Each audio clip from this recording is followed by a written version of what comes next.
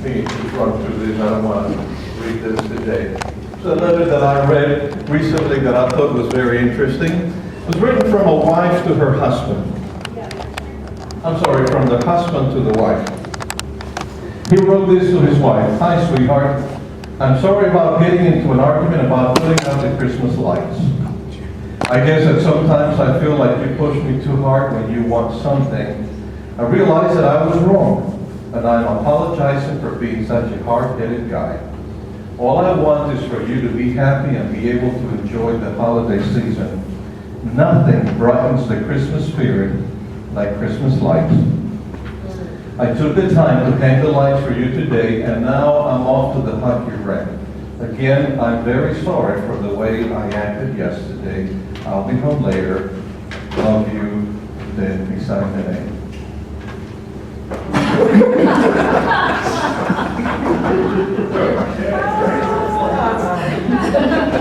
You can tell that was a very sincere apology, right?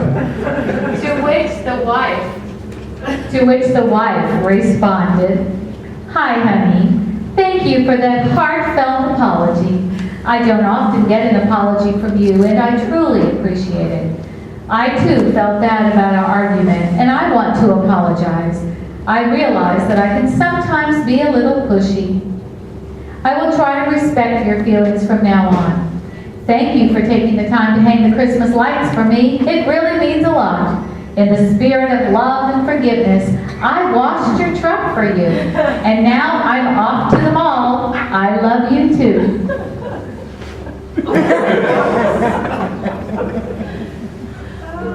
Does that solve anything? You see, the best tactic to take, especially as Christians, is to recognize that we have done something wrong, and apologize. Now, some of you have read a book or several books by Gary Chapman under the title 5 Love Languages. There are 5 love languages for spouses, 5 love languages for teens, 5 love languages for singles, 5 love languages for parents. I mean, so all kinds of variations of it. Well, he also wrote one called The 5 Languages of Apology. And so he says that we all express our regret or apology in certain ways, but it's not always accepted in the spirit in which it was given, because we all speak different languages. So he lists the 5 languages of apology this way. Number 1, expressing regret. And that's the normal way. That's the most common way when we say, "I'm sorry." That's the most common language of apology. This is really the one that as parents we teach our children. But we usually stop here. If our little kids get in a scuffle, we'll say "I'm sorry." But we don't do the other things. We forget the other languages we're going to talk about. The second language of apology, says Chapman, is when we accept responsibility. That's when we say something like, "It was my fault. What I did was wrong." That's a language that we accept, that some of us accept as the most genuine or the most heartfelt language of apology. You know, my wife could say to me 1,001 times, "I'm sorry," and I appreciate that. But if she says to me, you know, what I said wasn't right, or what I did was wrong, or it was my fault, done and over with. Let's move on with life. Everything is taken care of. That's my language. Doesn't mean that I want her to humiliate herself and recognize that she's bad. No, it's just to say, I'm assuming responsibility for what I did. It was my fault. The third one is making restitution. There again, the biblical example of this is Zacchaeus in the Bible. What do you need to do to make it right? Sometimes there's another step that you need to do. So that's a way of saying, what can I do to make it right? So first language, I'm sorry. Second language, it was my fault, or what I did was wrong. Third language, what can I do to make it better? What can I do to change what I did? Then we come to the one, genuinely repenting. You know, repenting is like making a U-turn on the road and heading in the right direction. So that's where we say, I will not do it again. You know, I'm sorry for what I did. I won't do it again. And some of us need to hear that. Some of us need to hear, you know, I have been wrong in what I've done, but I will not do it again. And I know every so often we have someone that says, well, what if they have told you that many times? What if your husband has done this and they keep saying, well, I'm sorry, I won't do it again, but yet they do it again? Well, I remind them of the words of Jesus to Peter. And that Peter said to Jesus, how long should we forgive our brother? 7 times? And Peter expected Jesus to say, 7 times, Peter? You are awesome. You're the man. And yet Jesus turned around and said to Peter, no, not 7. Now there's different variations of the answer. Some people will say that he said 70 times 7, or 7 times 70, which equals to 490. So when you get to 489, you say to your spouse, you get one more chance. Is that what Jesus was saying? No. No, what he was saying was, why are you keeping count? If you keep in count, you haven't been forgiven the first time. You see? So if your husband or your wife says to you, I won't do it again, you don't have to say, you know, I've heard you say that 15 times, and I'm just about had it. Remember the answer to Peter. 490? No. Don't keep track of those things. In fact, 1 Corinthians chapter 13 says, love does not keep track of wrongs. So that's genuinely repenting, saying, I won't do it again. And number 5, requesting forgiveness. And this is where you actually use the words, will you forgive me? And this is an important one because from the very beginning, the first night, we started off by saying love was a decision. Remember that? Here we see forgiveness is a decision. It's not a feeling. I may not feel like forgiving you, but I'm making a decision to forgive you. And the reason I like this one so much, because asking this, you make the other person make a decision. So if I've really offended my spouse, by saying the words, will you forgive me? They have to make a decision to forgive. And I think that's a really important one to remember. So then we need to learn how to forgive, because if your spouse says, will you forgive me, is it enough to just say, oh, sure, fine, but yet you're still having some negative feelings inside? So what does it mean to forgive? Let's talk about that then for the rest of the time that we have together. All of us need forgiveness. Mark chapter 11, verse 25, Jesus said, and whenever you stand praying, if you hold anything against anyone, forgive him so that your Father in heaven may forgive your sins. So what happens when we fail to forgive? Resentment builds. In fact, the word resentment comes from 2 Latin words, to re-feel again, or to feel again. And so you are building that resentment. Conflict increases, so not only are you not able to resolve past conflict, now you're adding more conflict to it, and then eventually hopelessness sets in. You know, I just don't know what else to do. I was talking to someone just recently who said, Pastor, our ship is sinking. In fact, it's already underwater. In fact, I invited them to come to this weekend, and they said, it's too late. We're underwater already. We don't have any choice. We don't have any way to go anymore. Hopelessness sets in. You feel like there's nothing we can do. Bernard Meltzer said, when you forgive, you in no way change the past, but you sure change the future. You can't change what already happened, but you can change the future. So that's why it's important to forgive. Proverbs chapter 10, verse 12, hatred stirs up strife, but love covers all sin. So what is forgiveness? Forgiveness means to give up resentment against or the desire to punish the other. So you hurt me, but I refuse to try to punish you. I refuse to continue to feel this way. I'm deciding that I'm not going to hold this against you anymore. Forgiveness means to give up your perceived right to punish the other. I'm going to make you pay for this. No, I am not going to, or I'm choosing not to make you pay for this. Forgiveness is canceling a debt against the other. To realize, yeah, they may owe you, they may have done something to hurt you, but regardless, I'm making a decision to forgive you, to cancel the debt. So think about forgiveness as a journey. It's not an event. Not something that you just say, okay, I'm done with it, I forgive you.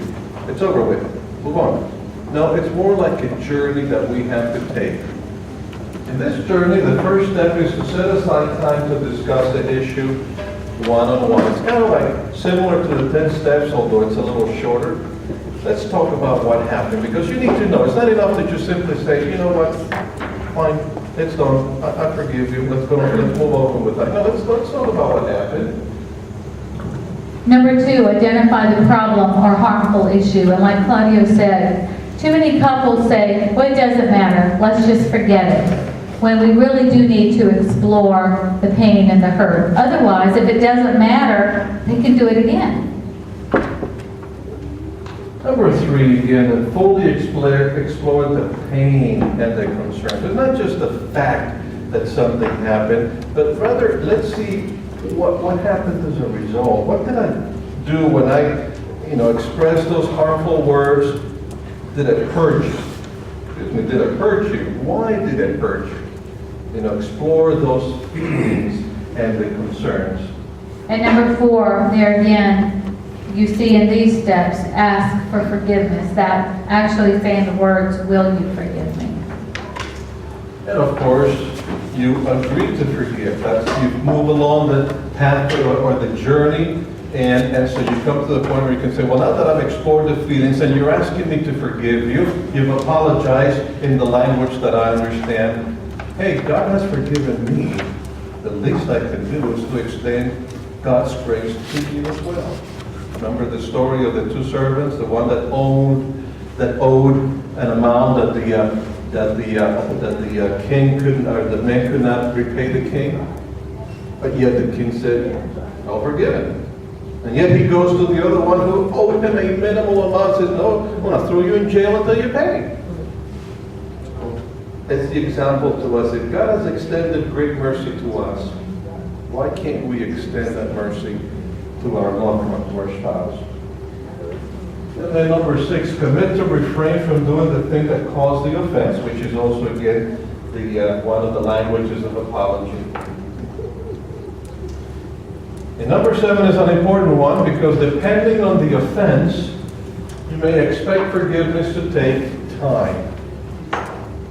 Again, it's not an event, so therefore it may take some time for it to be resolved depending on the gravity of the event. Max Lucado said, forgiveness is unlocking the door to let someone free and realizing you were the prisoner. We may think we're holding something against the other person, but in reality, when we don't forgive, we are the ones who are holding ourselves back or in prison. So when we forgive someone, we are releasing them. But in reality, we are releasing ourselves. So we want to close with a story here.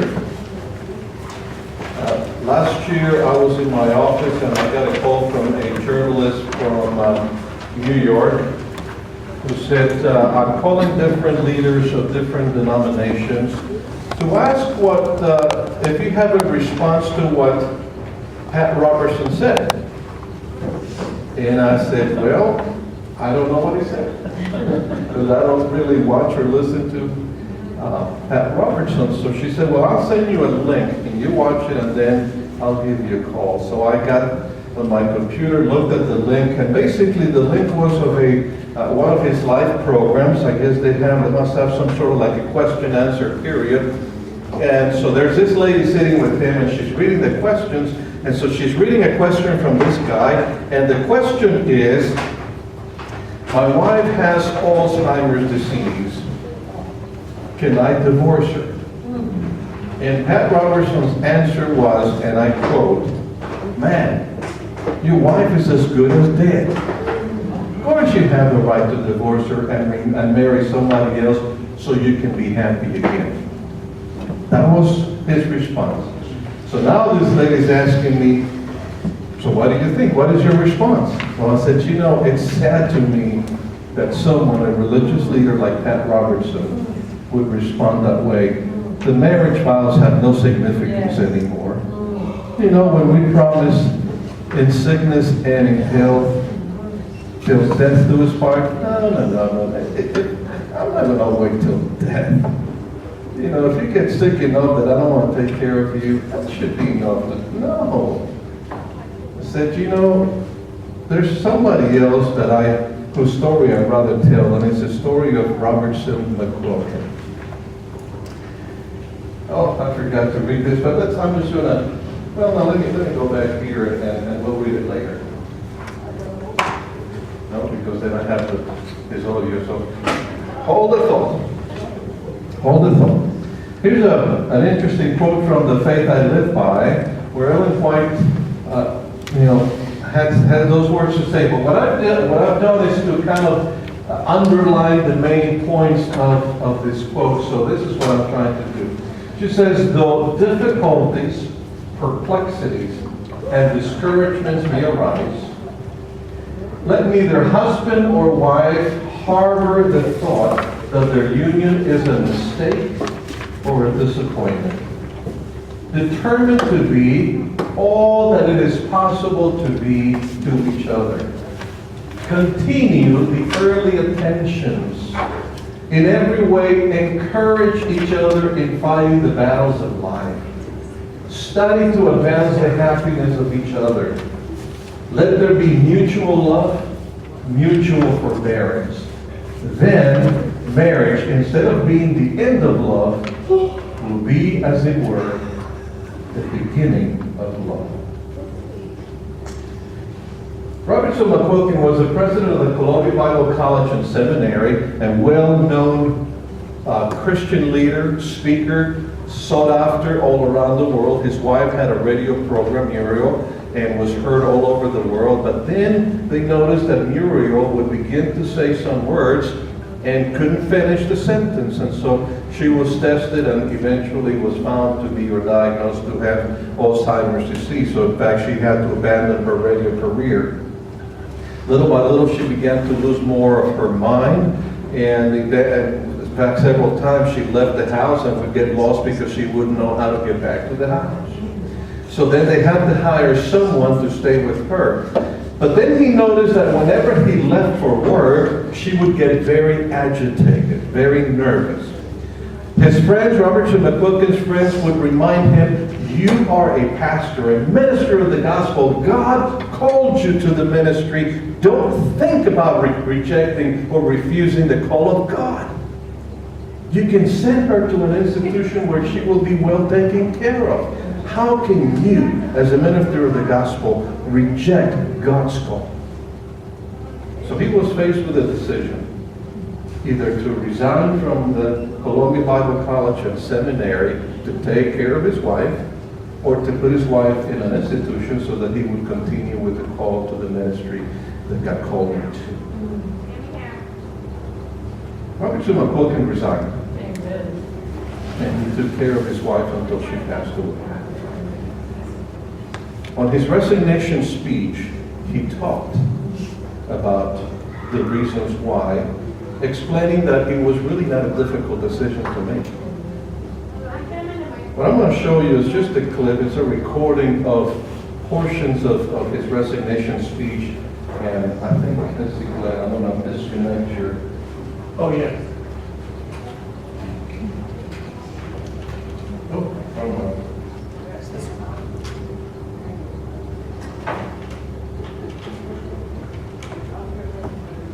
So listen to some of the words that Robertson, this is not the entire speech, it's just some of the words that he said as part of his resignation speech. I haven't in my life experienced easy decision making on major decisions, but one of the simplest and clearest decisions I've had to make is this one, because circumstances dictated it. Muriel now, in the last couple of months, seems to be almost happy when with me, and almost never happy when not with me. In fact, she seems to feel trapped, become very fearful, sometimes almost terror, and when she can't get to me, there could be anger, she's in distress. But when I'm with her, she's happy and contented. And so I must be with her at all times. You see, it's not only that I promise in sickness and in health, till death do us part. And I'm a man of my word. But as I have said, I don't know with this group, but I've said publicly, it's the only fair thing. She sacrificed for me for 4 years to make my life possible. So, if I cared for her for 4 years, I'd still be in debt. However, there's much more. It's not that I have to, it's that I get to. I love her very dearly, and you can tell it's not easy to talk about. She's a delight. It's a great honor to care of such a wonderful person.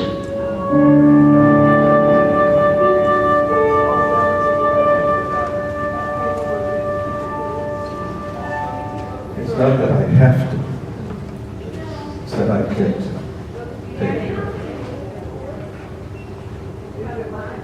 We have many choices we can make for our relationship. Hopefully we'll never get to the point where we have to make a decision such as Robert C. McClelkin's decision. But if we did, would you be willing to jump ship and abandon your spouse because they are too sick to provide you with the love and care that you need? Is it because maybe they have upset you enough times that you'd be willing to say, you know, I'm done with this relationship? Or are you willing to take your vows seriously? In riches, and poor, in sickness, and in health, until death do us part. That's a decision that we have to make. As Pam mentioned earlier, it is a covenant that we made with God. It's a covenant we made with each other. I encourage you to reaffirm your commitment to one another until death do you part. Not until the court do you part or until love do you part, but until death do you part. And if that is something that you'd like to do, I'm not going to ask you to stand or make a big production, but rather just where you are. If you hold hands together, I'd like to offer a closing prayer. Father God, we thank you for bringing us together. I don't believe it was an accident. I believe you had it in your design and your plans to bring us together. And somehow we're attracted to each other. Somehow, as we spend time together, we grew comfortable and grew in love for one another to the point where we said, I want to spend the rest of my life with you. And then we came before you, whether it was a justice of the peace or a pastor or whoever it was, we actually came before you and you sealed our decision and we became husband and wife. Maybe just a couple of months ago or over 30 years ago. I pray, Father, that you will remind us of that special day and remind us of the commitment, the covenant that we make with you and with each other, so that we will indeed commit to be together through the good and the bad, the ups and downs of marriage, whether we are financially successful or if we struggle financially, whether we are in perfect health or as we age, we begin to experience more and more sickness and pain, that we will still remain committed to each other until death do us part, or until Jesus comes back. I pray, Father, for each couple here, you will indeed seal that commitment to each other, not only for themselves, not only for their children, above all for your honor and glory.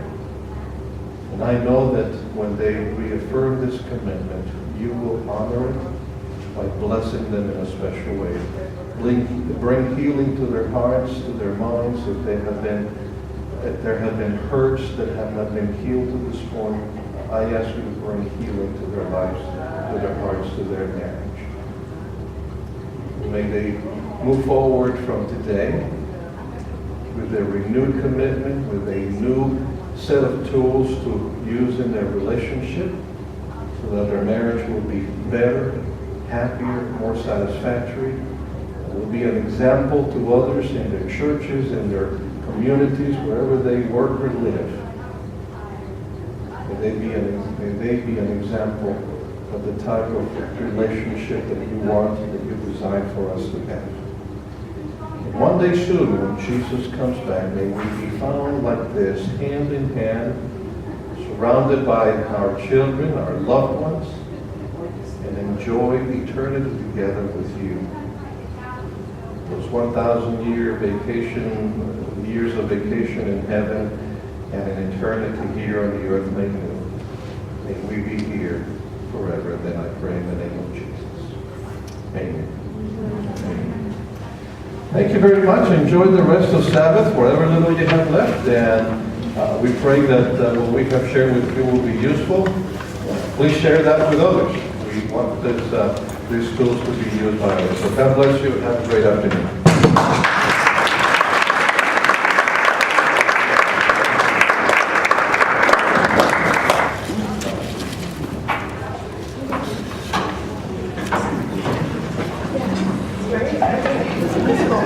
Very